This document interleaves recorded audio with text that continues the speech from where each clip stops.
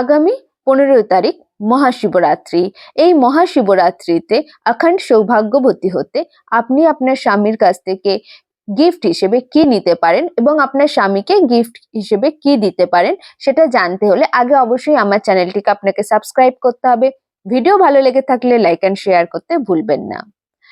এই দিনকে আপনি আপনার স্বামীর কাছ থেকে সিঁদুর, আলতা, রূপোর যে কোনো জিনিস, সেটা হতে পারে নূপুর, হতে পারে পায়ের আঙট, উপহার হিসেবে নিতে পারেন।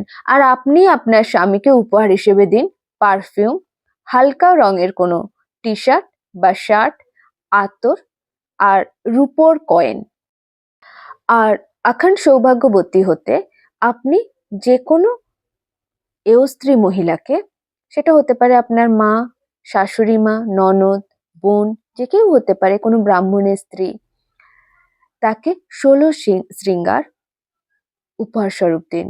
এবং যেখানে শিব পার্বতীর বিবাহ অনুষ্ঠান হচ্ছে সেখানে আপনি একটি মালা ও 16 শৃঙ্গার উপহার স্বরূপ দিয়ে আসুন।